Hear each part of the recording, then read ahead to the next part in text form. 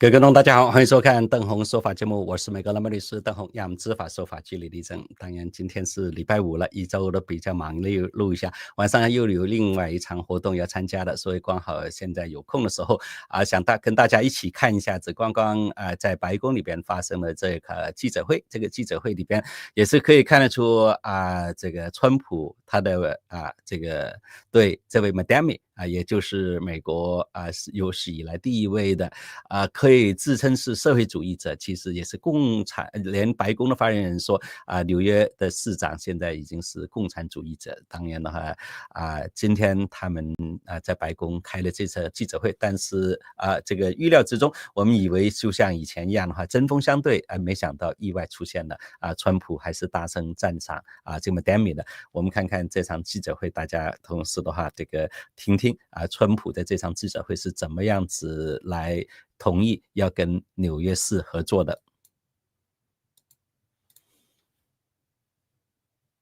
City of ours that we love to do very well, and I wanted to congratulate the mayor. He really ran an incredible race against a lot of smart people, starting with the early primaries against some very tough people, very smart people, and he beat them easily, and I congratulated him.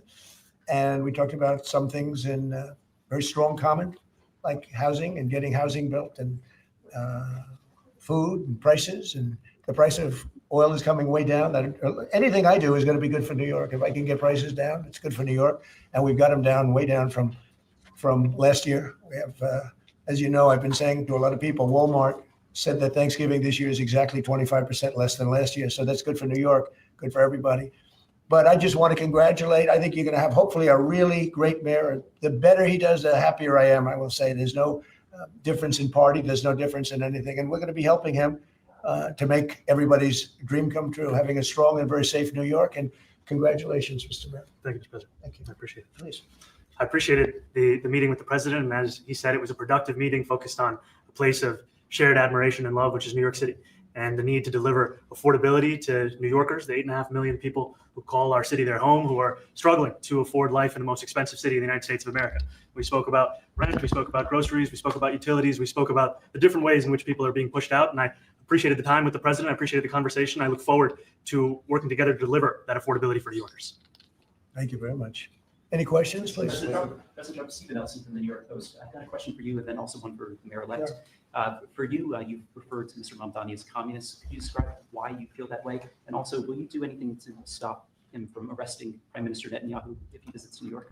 Well, we didn't discuss your second part of the question. And on your first part, I mean, he's got views that are a little out there, but who knows? I mean, we're going to see what works, or he's going to change also. We all change. I changed a lot from when I first came to office. It's now quite a while ago. It's quite a while. My first term was great. We had the greatest economy in the history of our country. We're doing even better now. We're doing much better now than we did even the first term.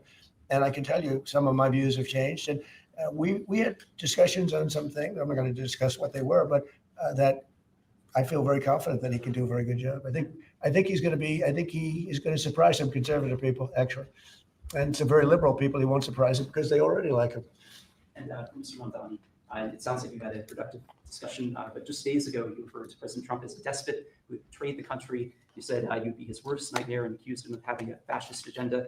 Are you planning to retract any of these remarks in order to improve your relationship? I think both President Trump and I, we are very clear about our positions and our views. And what I really appreciate about the president is the meeting that we had focused not on places of disagreement, which there are many, and also focused on the shared purpose that we have in serving New Yorkers. And frankly, that is something that could transform the lives of 8.5 million people who are currently struggling under a cost of living crisis, with 1 in 4 living in poverty. And the meeting came back again and again to what it could look like to lift those New Yorkers out of struggle and start to deliver them a city that they could be more than just struggle to afford it, but actually start to live in it.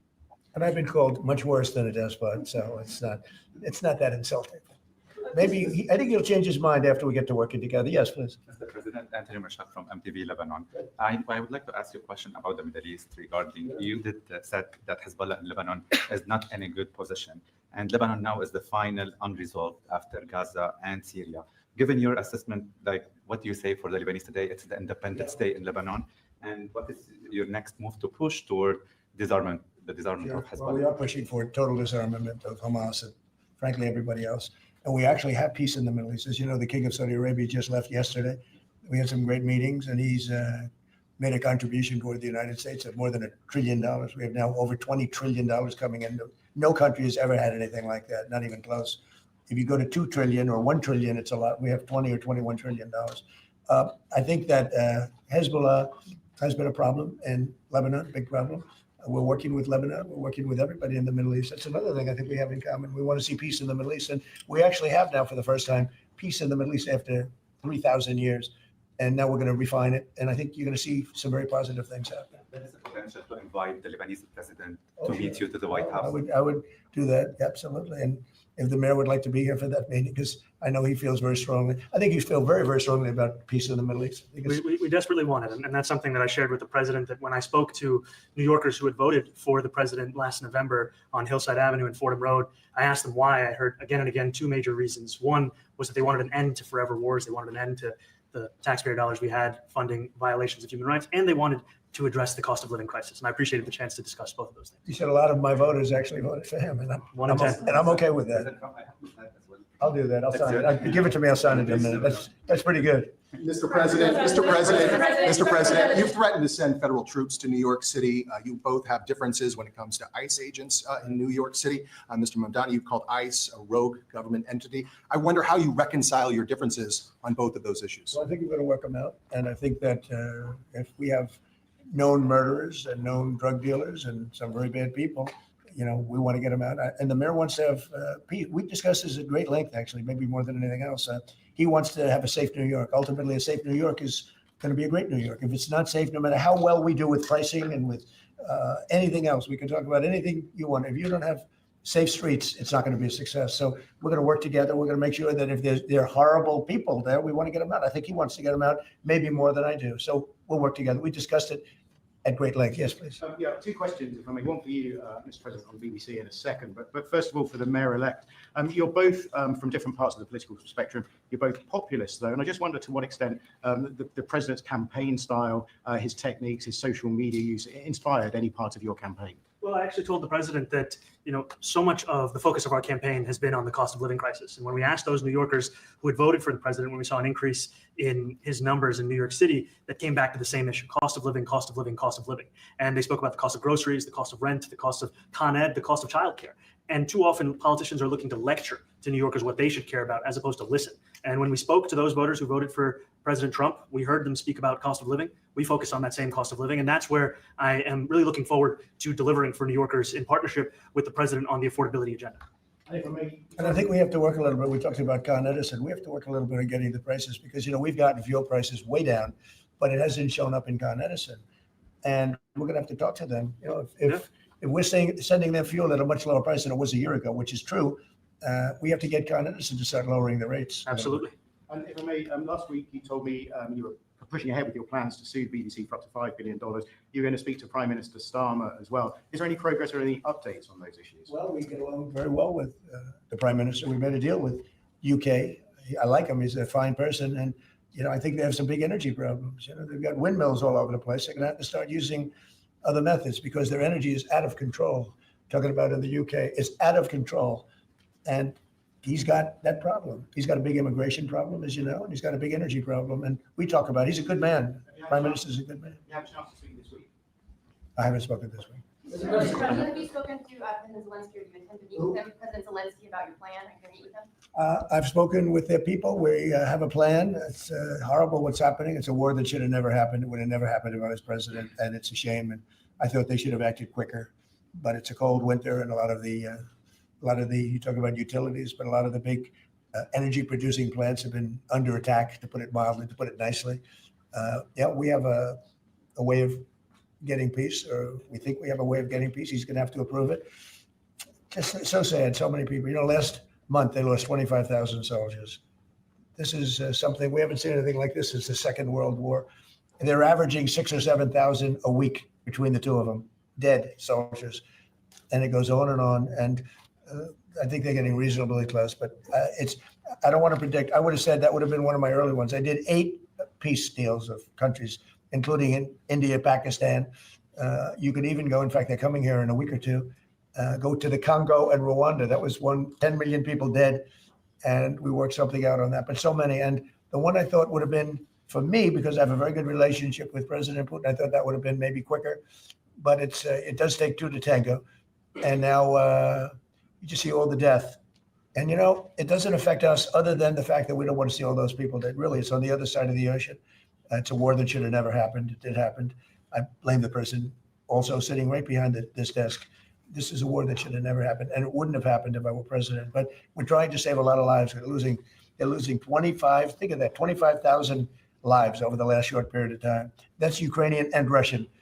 And it's a shame. I want to ask the mayor-elect about a House resolution just passed overwhelmingly to condemn socialism, including with 86 Democrats, all of House Dem leadership, and the minority leader, Hakeem Jeffries, despite his endorsement of you.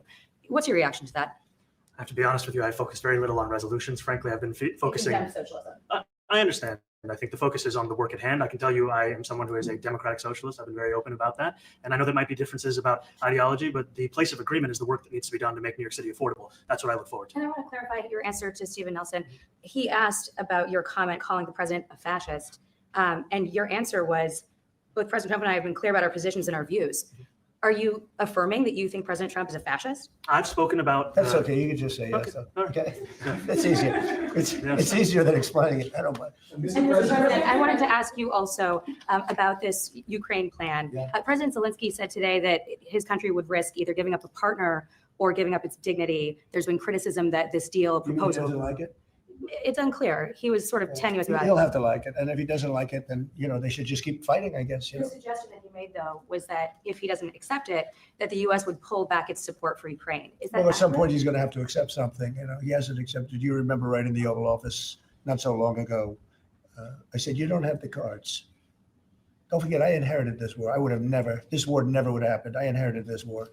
And I thought he should have made a deal a year ago, 2 years ago.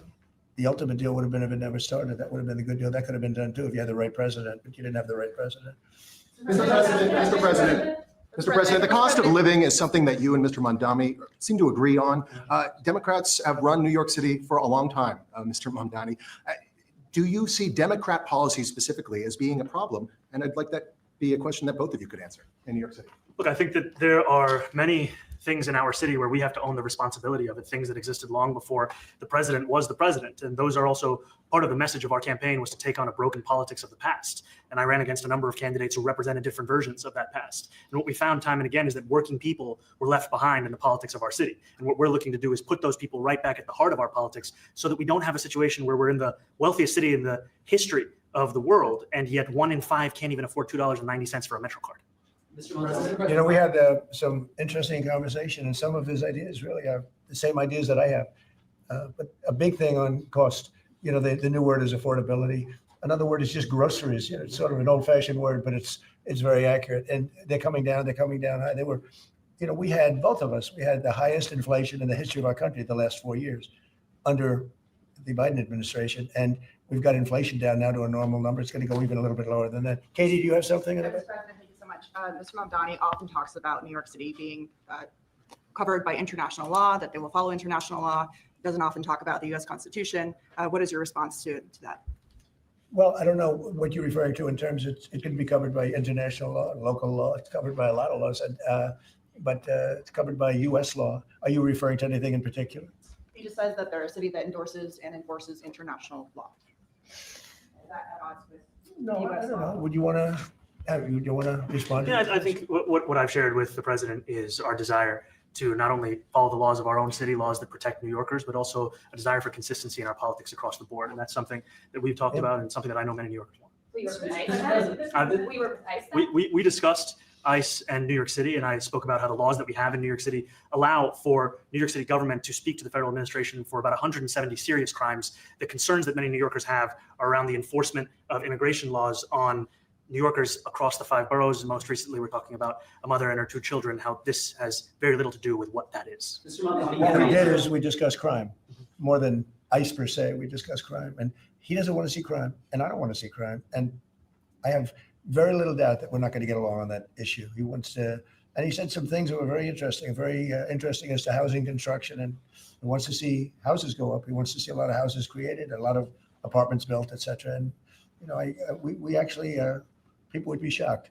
but I want to see the same thing. Mr. Mamdani, anti-Israel protesters. Okay? Yeah, Mr. President, I wanted to know one of the policies as well that Mayor-elect Mamdani talked a number of times about on the campaign was shifting the tax burden for property taxes from what he called minority communities to white-based communities and putting more taxes on white people. I also noticed that in your acceptance speech, you didn't mention anything about America or Christians or white people in general. And so I didn't know if that was one of the policies that you guys had spoken about. We focused on affordability. We focused on the cost of living crisis. What I will say is that I am very much interested in property tax reform because what we see right now in New York City is a system that is so inequitable that it can't even stand up in court. And the president and I spoke about the importance of not only building more housing, but also making sure that regulation of housing is something that is manageable to actually get through and not the cause of yet another weight that we see. But to be clear, you're continuing this idea of race-based property taxes. No, to be very clear, That's what you said. no, the use of the term was a description of neighborhoods, not a description of intent. So you intend to tax the whiter neighborhoods more? No, we intend to create a fair property tax system because we want a New York City that is not only fair and equitable, but also one that every New Yorker can afford. Mr. Mamdani, anti-Israel Please go ahead. Mr. Mamdani, anti-Israel protesters just targeted a synagogue in New York. Are you concerned about Jewish New Yorkers feeling welcome and safe in the city? And President Trump, you've threatened to cut off federal funding to New York City. What policies would prompt you to do that? Would that be city-run grocery stores? Would it be something else? Well, I think if we didn't get along, whether it's cut off or just make it a little bit difficult or not give as much, we want to see, I use the term, we don't want good money going after bad. And we don't want that to happen. I don't think that's going to happen. I did say that, subject to what policies are being said. We had a meeting today that actually surprised me. He wants to see no crime. He wants to see housing being built. He wants to see rents coming down, all things that I agree with. Now, we may disagree how we get there. The rent coming down, I think, one of the things I really gleaned very, very much today, he'd like to see him come down ideally by building a lot of additional housing. Yeah. That's the ultimate way. He agrees with that, and so do I. But if I read the newspapers and the stories, I don't hear that. But I heard him say it today, and I think that's a very positive step. No, I don't expect. I expect to be helping him, not hurting him. A big help, because I want New York City to be great. Look, I love New York City. It's where I come from. I spent a lot of years there. Now I'm right here. We took a big setback with the mayor that we had, named de Blasio. I thought it was a tremendous setback for the city. I think this mayor can do some things that are going to be really great. Mr. President, Mr. President, Thank you, Mr. President. President, You. Go Thank ahead, you, Mr. please. President. You're a billionaire. You have a different address nowadays than you used to, but you used to call New York City home. Would you feel comfortable living in New York City under a Mamdani Yeah, administration? I would. I would, especially after the meeting. Absolutely. What makes you comfortable? We agree on a lot more than I would have thought. I think I want him to do a great job, and we'll help him do a great job. He may have different views, but in many ways, we were discussing when Bernie Sanders was out of the race, I picked up a lot of his votes, and people had no idea because he was strong on not getting ripped off in trade and lots of the things that I've practiced and been very successful on. Tariffs, a lot of things. Bernie Sanders and I agreed on much more than people thought. And when he was put out of the race, I think quite unfairly, if you want to know the truth, many of the Bernie Sanders voters voted for me. And I felt very comfortable, frankly, in seeing that and saying that. And, it just turned out to be a statistical truth. But no, I feel very comfortable. I would feel very, very comfortable being in New York. And I think much more so after the meeting. Yes, please. Thank you, Mr. President. I have a question for you, but a very quick one for Please. the mayor. Why did you fly here? Aren't trains greener? I'll use every form of transit, and I want to make sure that they're all affordable in New York City, and that's why making buses fast and free is a centerpiece of our campaign. Did There is a bus that goes. Well, I know, but if he flew, that's a lot quicker too. He's working very hard for him to be. That's a very long drive. I'll stick up for you. The plane takes you 30 minutes and driving takes you a And long Mr. time. President, I was wondering if you could clear up some confusion around a Washington Post report. There was this explosive report that the Coast Guard is no longer going to characterize swastikas and nooses as hate symbols. DHS called that a lie and fake news. Can you clear up? I don't know anything about it. When was this written? I think yesterday. Well, look, the Coast Guard's an incredible group of people. I know very well. We just ordered a lot of new Coast Guard cutters, beautiful, the most magnificent ship. They look like yachts with lots of guns on them. So I don't know. I haven't seen any report like that, but certainly we want them to remain a great force, and they are. And you did a piece in all the 9 months Yes. around the world. I would like to ask Mr. Mamdani, you've accused the U.S. government of committing genocide in Gaza while President Trump was working on peace. Why that? I've spoken about the Israeli government committing genocide, and I've spoken about our government funding it. And I shared with the president in our meeting about the concern that many New Yorkers have of wanting their tax dollars to go towards the benefit of New Yorkers and their ability to afford basic dignity. And what we see right now is we're in the 9th consecutive year of more than 100,000 school children being homeless in our city. And there's a desperate need, not only for the following of human rights, but also the following through on the promises we've made New Yorkers. And I appreciated the meeting we had and the work that we can do. Do you agree that President Trump did do a peace and work hard to make the peace? Because he worked hard to do the peace in the Middle East and everywhere. What do you agree with that? I appreciate all efforts towards peace, and I shared with President Trump that when I spoke to Trump voters on Hillside Avenue, including one of whom was a pharmacist that spoke about how President Trump's father actually went to that pharmacy not too far from Jamaica Estates, that people were tired of seeing our tax dollars fund endless wars. And I also believe that we have to follow through on the international human rights. And I know that still today, those are being violated, and that continues to be work that has to be done no matter where we're speaking of. Mr. President, question for Mr. Thank you, Mr. President. Do you view the mayor-elect as the true leader of the Democrat Party? And do you think Leader Schumer's and Leader Jeffries, have to follow his lead? Well, look, I hope they have great leaders. This is a man that right now I think is focused in New York City. I really think he has a chance to do a great job. We're going to help him, but I really think he has a chance to do a great job. But I'll let you answer that. You consider yourself the leader of the Democrats? I think it's more appropriate for him. I consider myself the next mayor of New York City, and I keep my horizons firmly on New York City. And I appreciate the meeting with the president, which focused again on the 5 boroughs and whether New Yorkers could afford to live there. By the way, being the mayor of New York City is a big deal. Absolutely. I always said, one of the things I would have loved to be someday is the mayor of New York City. Being the mayor of New York, and especially now, because I think you're at really a turning point, one way or the other. It could go great, or it can go in a different direction. And I think you really have a chance to make it great. Mr. President, you said you love New York City. Mr. Mamdani, does New York City love President Trump? New York City loves a future that is affordable. And I can tell you that there were more New Yorkers who voted for President Trump in the most recent presidential election because of that focus on cost of living. And I'm looking forward to working together to deliver on that affordability agenda. I got a lot of votes. One more. Go ahead. 1 or 2 more. Go ahead. I tell you, the press has eaten this thing up. I've had a lot of meetings with the heads of major countries. Nobody cared. This meeting that you people have gone, outside, you have hundreds of people waiting. This is just a small little group. For some reason, the press has found this to be a very interesting meeting. The biggest people in the world, they come over from countries nobody cares, but they did care about this meeting, and it was a great meeting. Go ahead. Yeah, Mr. President, I was going to ask you exactly that. Why do you think there's so much more, so much excitement around this than even some form of Because I think he's different. All right, I think he's different, and that can be in a very positive way. But I think he's different than your typical guy. Runs, wins, becomes mayor maybe, and nothing exciting.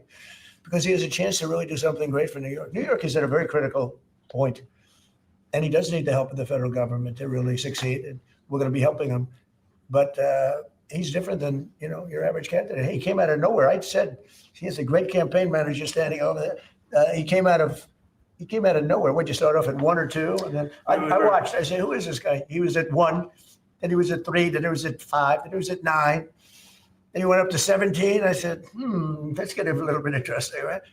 And then all of a sudden he wins a primary that nobody expected he was going to win. It's a great tribute. I mean, it's an amazing thing that he did. And I'll just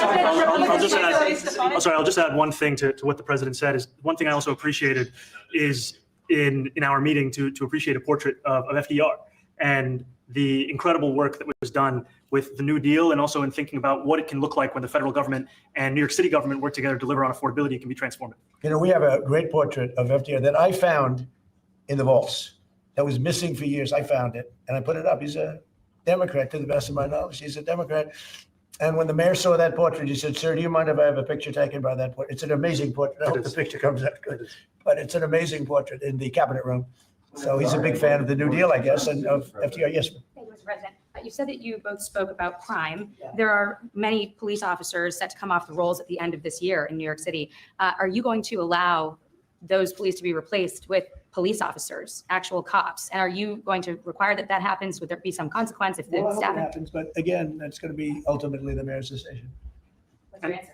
Is that I look forward to delivering public safety with the NYPD. And I've said over the course of our campaign that we have the number of police officers today. They are the ones that's budgeted about 35,000 headcount. And I think the key thing is that we have to make it easier for police to focus on police work, not ask them to respond to 200,000 mental health calls a year. So is that a reduction from what you're at right now? Are you committing to maintaining the same level of cops? I've committed over the course of the campaign to maintain the 35,000. That's the headcount that we had through the campaign. And not replace them with caseworkers, social workers? No, I've said that's the headcount that we want. What we need to do is make sure they can focus on serious crime. And he just retained a great police commissioner, I believe, right? Yes, If yes, the- we did. Commissioner Tisch. If the newspapers are correct. That one Just- they're correct about. He retained, I think, somebody that is she's a good friend of some of the people in my family, of Ivanka, and they say she's really good, really competent. And he just retained her, so that's a good sign. Mr. President, are there still topics that you see the two of you disagreeing on in the future? And do you think you'll have more meetings like this? There will be topics that we disagree on. I think we'll probably come to a conclusion, and ultimately, he'll convince me or I'll convince him. It's for the good of New York. Ultimately, it's for the good of New York. I don't care about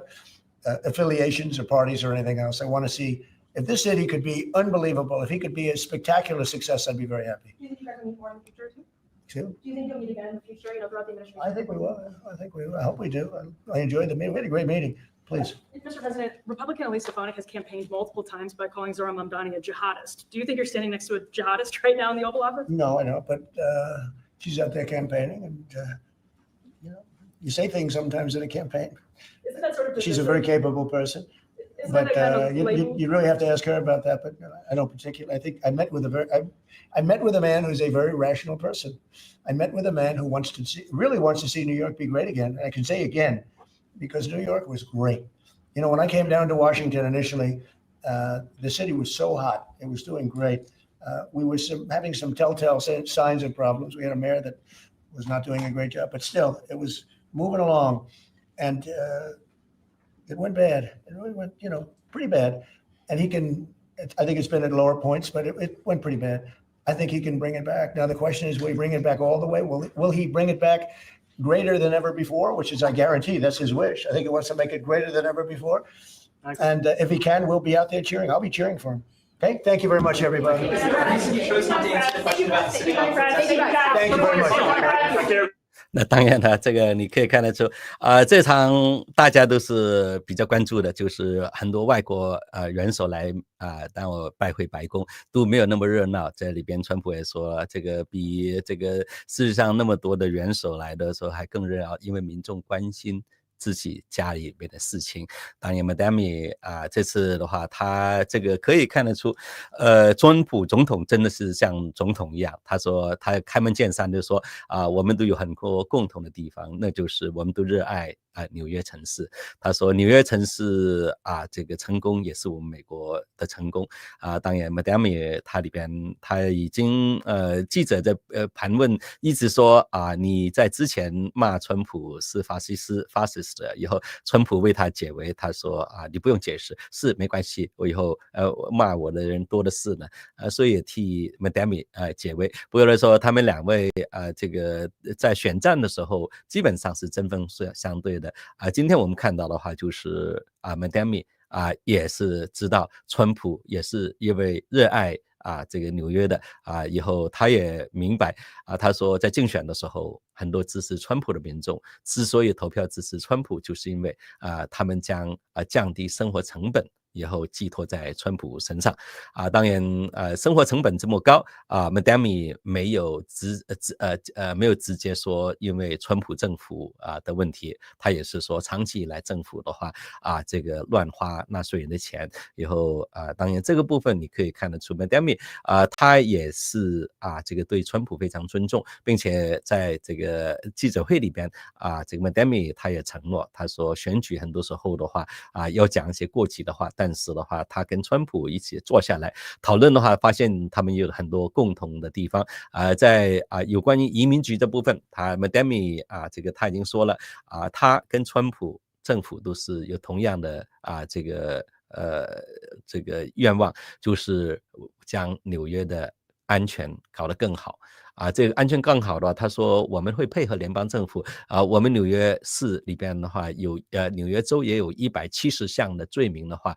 是必须要跟移民局配合的，因为他们犯了这170项的罪名这个纽约市会跟移民局配合这个川普也说这个我们的目标是一致的并且他跟这位年轻人谈的时候，他也是这个究竟记者也挑衅他说究竟Madami 是觉得是民主党的新领袖嘛不过的时候川普的他里边的话提到了选举的时候大家都在就是选举都讲一些过激的话，但是现在他很欣赏这个Madami 就是因为他是一个 rational 理智的人所以他说他是 Madami， 他一再强调，他说我不是说要成为民主党的领袖，我只是要解决纽约5个大区里边的生活成本的问题怎么降下来。当然川普也是说这个就像汽油费一样的话，这电力费一样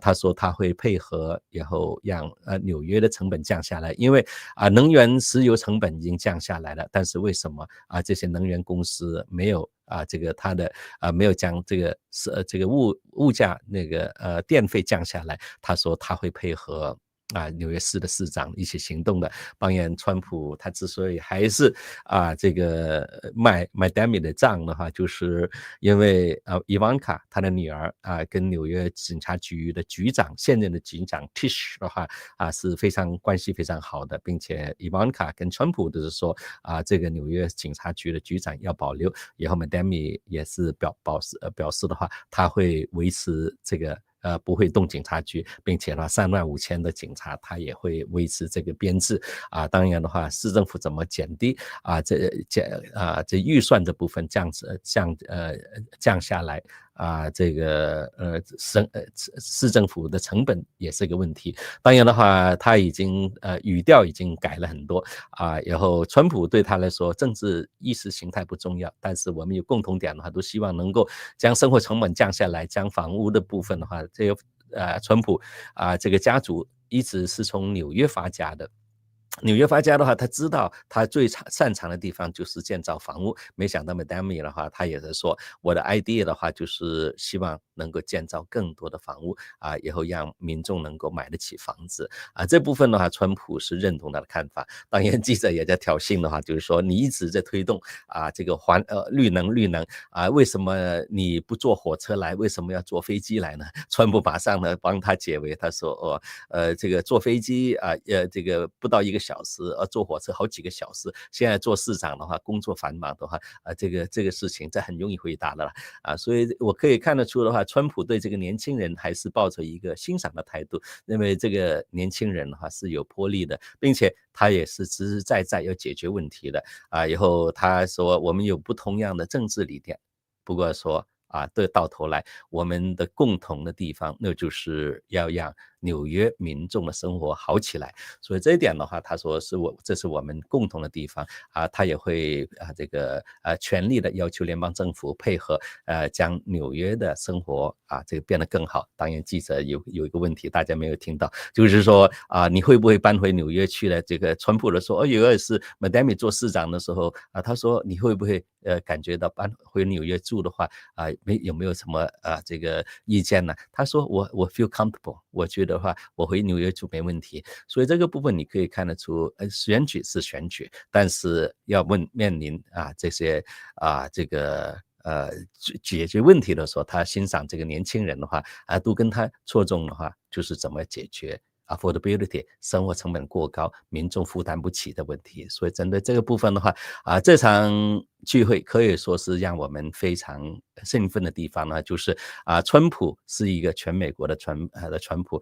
对我们很多加州人说，为什么我们现在加州这个好像川普政府要针对加州，以后开始忘记我们加州了其实就像川普讲的，纽约成功也是我们美国的成功。我们希望的话同样的川普政府能够秉持这个理念，能够继续支持我们加州我们谢谢我们看看的话当然的话这个部分他是这个 Madami 他要这个提面这个要提见面的当然这部分如果是川普没有这个宽松的胸怀的话，他也不会跟他接受这个见面其实现在在国会里边也有提案，他谴责 Madami 挑战他的这个民主党的领导地位当然这个部分对川普来说这是你们民主党内部的事情，以后对他来说解决问题最重要他也如果他也是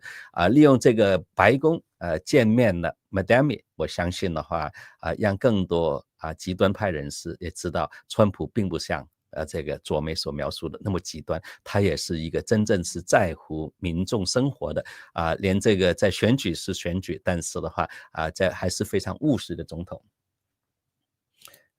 这个部分的话，这个 Amanda 那边说，从而看得出美国真的是好幸福，一个80多岁的富翁还为我们的努力工作。这部分的话，也不选举是选举，但是在改变民众生活的时候，他还是比较现实的。只要改善人民的生活，川普并不在乎意识形态问题，就是做实事的总统。所以为什么的话所以谢谢大家对这方面的肯定以后当然的话，还是有人说要川普2028年这个部分呢，川普我相信他已经准备好的接班人了，所以我们继续推动政策很重要的。这个今天的聚会也可以看得出川普不会理会左派的这些攻击。他说记者说你曾经骂过川普是法西斯主义，川普的说 It's okay 没问题，但是只要解决问题就可以了。好的，谢谢大家收看今天的灯红说法节目我们周末的时候准备了几个节目，到时候的话这个周末的时候我会在礼拜六礼拜天都会播放给大家。好，谢谢大家的收看，祝大家有一个愉快的周末。